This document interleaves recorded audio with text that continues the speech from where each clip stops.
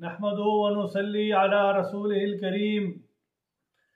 अल्लाह तबारक व तआला ने आमाल के ख़जाने हमारे लिए बनाए हैं। हम अमल करें, अल्लाह तबारक व तआला हमें बहुत कुछ अता करता है।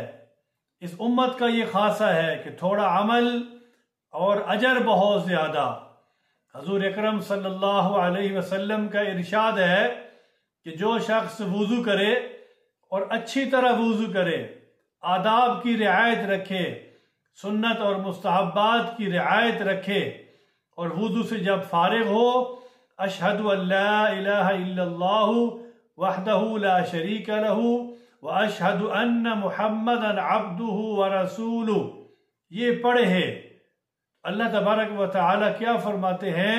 नबी अलैहिस्सलातु वस्सलाम ने इरशाद फरमाया कि वो जन्नत के जिस दरवाजे से चाहे दाखिल हो जाए, यानी जन्नत के 8 दरवाजे हैं, वो जिस दरवाजे से चाहे दाखिल हो जाए। अब वुज़ू तो हम हर नमाज से पहले करते हैं, हर वक़्त करते हैं, तो हर वुज़ू करने के बाद हम ये दूसरा कलमा पढ़ें। अल्लाह तबारक व तआला हमें बहुत कुछ अता करने वाले हैं।